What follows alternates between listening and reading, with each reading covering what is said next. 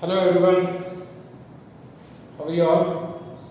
तो भाई आज का जो हमारा टॉपिक है, आज हम टॉपिक करने वाले हैं न्यूट्रिशन को। मैं इस टॉपिक को जो है आपके लिए अलग अलग इसके लिए वीडियोस लेके आऊँगा, ठीक है। और ये आपके सिलेबस के हिसाब से, प्लस अगर आप कोई टेस्ट वगैरह अटेंड करते हैं तो उसके हिसाब से भी ये जो मैं इसके अंदर कवर करने वाला हूँ ये सफिशिएंट रहेगा, ठीक है।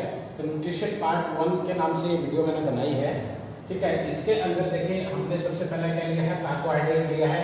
इसके टाइप्स के बारे में पढ़ेंगे और इसके सिंथेसिस के बारे में हम पढ़ेंगे।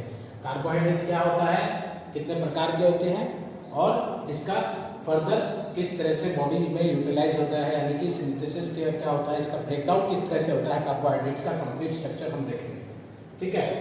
तो कार्बोहाइड्रेट सबसे पहले क्या है, एक ऑर्गेनिक कंपाउंड है। ऑर्गेनिक कंपाउंड का मतलब ये है कि जो कार्बन मॉलिक्यूल्स को होल्ड करता हो, ठीक है, उस कंपाउंड को हम क्या कहेंगे, ऑर्गेनिक कंपाउंड कहते हैं, चाहे कोई भी चीज हो। तो ये कार्बोहाइड्रेट एक ऑर्गेनिक कंपाउंड है। 3 प्रकार के कार्बोहाइड्रेट्स होते हैं। जनरली इसको 2 ही हिस्सों में बांटा जाता है। एक होता है सिंपल, सबसे पहले तो आप 3 को भूल जाइए। एक होता है सिंपल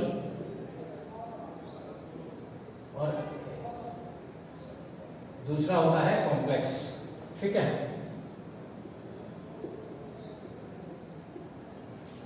तो जो सिंपल कार्बोहाइड्रेट होती है वो 2 तरह की होती है। एक तो होता है मोनोसैचराइड्स और एक होता है डायसैचराइड्स। अब ये देखिए जो इनके नाम है, इनके नाम इनके मॉलिक्यूल स्ट्रक्चर के ऊपर डिपेंड करते हैं कि किसका किस तरह का मॉलिक्यूल स्ट्रक्चर है, उसी तरह से, ठीक है। मोनोसैचराइड्स के अंदर जो कार्बोहाइड्रेट होती है, यानी कि क्या होता है, उनका जो बॉन्ड होता है वो बहुत ही लूज होता है, ठीक है। या आप कह सकते हैं कि सिंगल बॉन्ड मॉलिक्यूल होते हैं ये।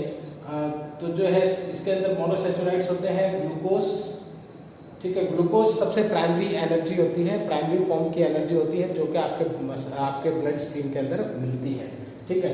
तो सिंपल कार्बोहाइड्रेट्स किस तरह के होते हैं, मोनोसैचराइड्स के अंदर क्या क्या होता है, ग्लूकोज होता है, फ्रुक्टोज और ग्लैक्टोज।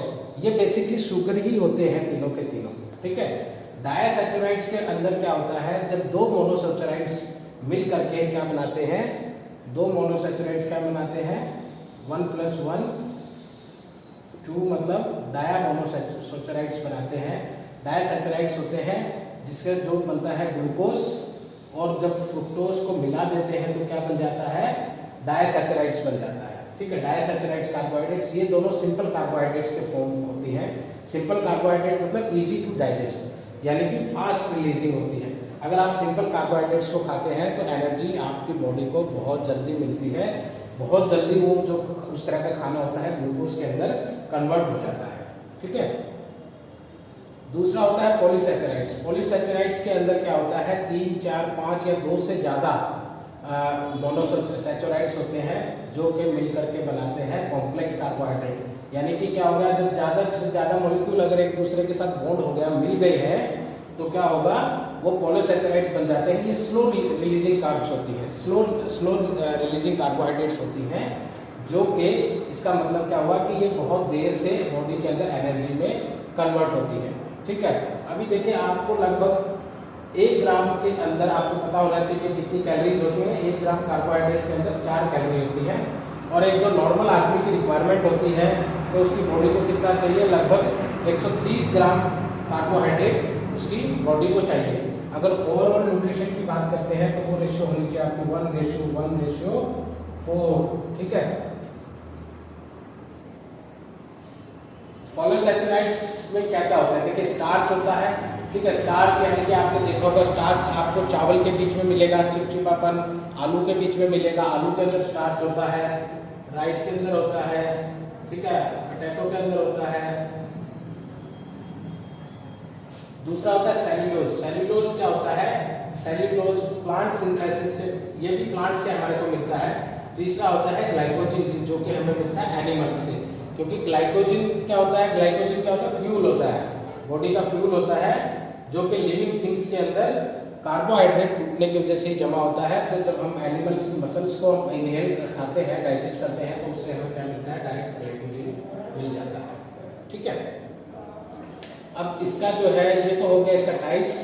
अब कार्ब सिंथेसिस के बारे में हम देखते हैं कि ये जो कार्बोहाइड्रेट होती है हमारे बॉडी के अंदर किस तरह से इसका फर्दर ब्रेक डाउन होता है और इसका डाइजेशन प्रोसेस होता है। सबसे पहले कहाँ गया खाना गया आपके मुंह के अंदर, ठीक है, आपके मुंह के अंदर गया, यहाँ आपके दांत हैं, ठीक है, आपने खाना खाया, ये दांत क्या करते हैं, यहाँ सैलिवरी ग्लैंड होती है, ये जो सैलिवरी ग्लैंड्स होती हैं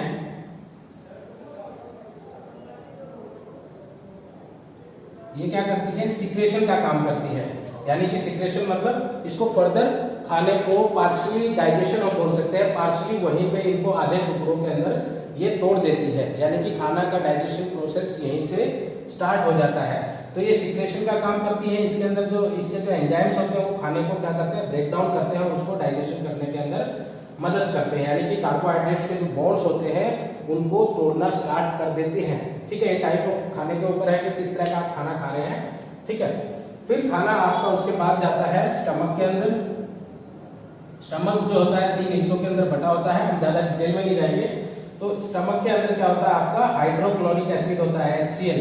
हाइड्रोक्लोरिक एसिड जो होता है वो क्या करता है, वो आपके खाने को फर्दर डाइजेस्ट करने के लिए काम आता है। आपने देखा होगा कई बार हम खाना खाते हैं और हमें एकदम से डकार आती है, डकार के अंदर हमें कुछ एसिड सा महसूस होता है, हम सोचते हैं कि क्या खा लिया, क्योंकि वो खाना कई बार क्या होता है, वो हाइड्रोक्लोरिक एसिड जो होता है आपके खाने को आपका खाना जब बैक मारता है तो उसके साथ साथ हाइड्रोक्लोरिक एसिड भी आपके गले तक आ जाता है, जिसको आपको बहुत एक खट्टापन सा, तीखापन, जलन सी महसूस होती है। वो इसलिए होता है क्योंकि इस एसिड के कारण, हाइड्रोक्लोरिक एसिड के कारण आपको वो जलन महसूस होती है। तो ये क्या करता है, जब आपके जो सैलिवरी जो ग्लैंड है उसके जो एंजाइम्स हैं डाइजेशन वाले, ये HCl के साथ जब मिलते हैं तो क्या होता है, ये इनएक्टिवेट हो जाते हैं, इनएक्टिवेट हो गए। अब उसके बाद क्या होता है, जो आपका पैनक्रिया ऑर्गन है, पैनक्रिया ऑर्गन यानी कि अग्नाशय, ठीक है, ये अग्नि का काम करता है। ये जो पैनक्रिया, इसके जूसेस निकलते हैं, pancreatic juices.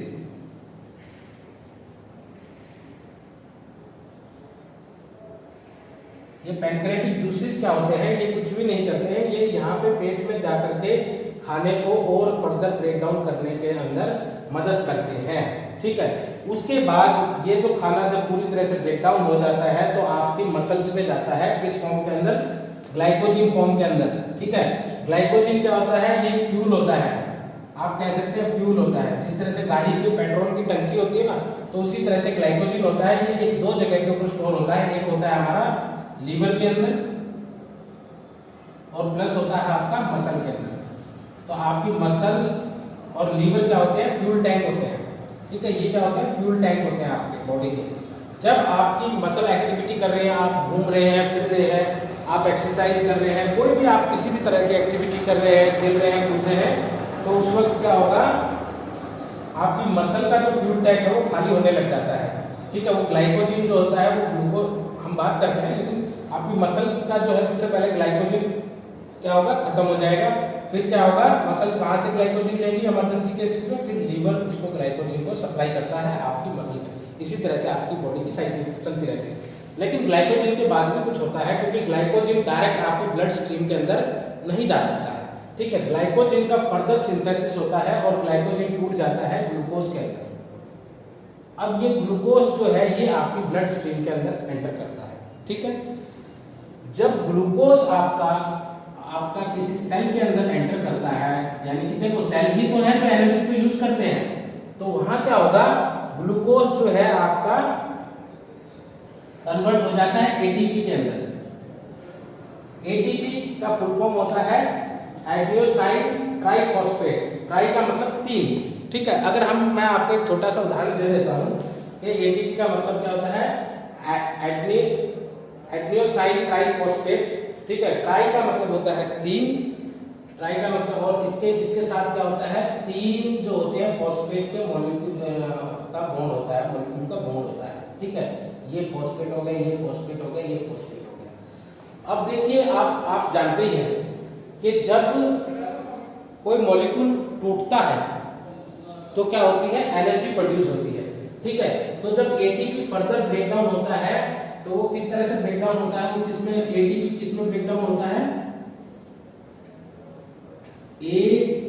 ADP plus P.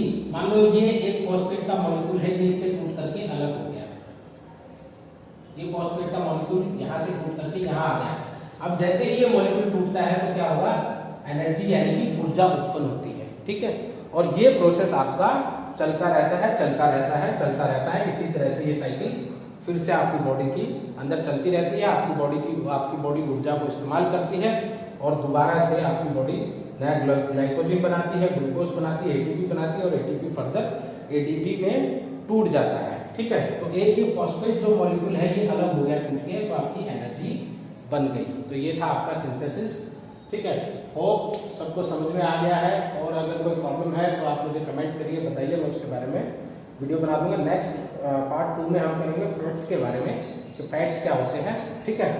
अभी देखिए फैट्स भी कार्बोहाइड्रेट के जैसे एनर्जी प्रोवाइड करने का काम करते हैं, लेकिन अभी फैट्स के बारे में हम नहीं बात करेंगे, क्योंकि देखो कार्बोहाइड्रेट और फैट्स दो ही मेजर सोर्स है।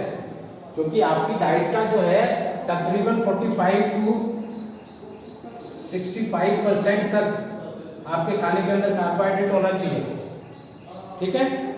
मान लीजिए अगर आपकी जो है, अगर मसल के अंदर जो है, मैं आपको एक फैक्ट बता देता हूँ कि लीवर के अंदर लगभग कितना ग्लाइकोजन स्टोर होता है, जिससे कि आपकी 1000 कैलोरीज मिलती है, और मसल के अंदर लगभग पूरी बॉडी के अंदर 3000 कैलोरीज के जितना आपका ग्लाइकोजन स्टोर होता है, ठीक है।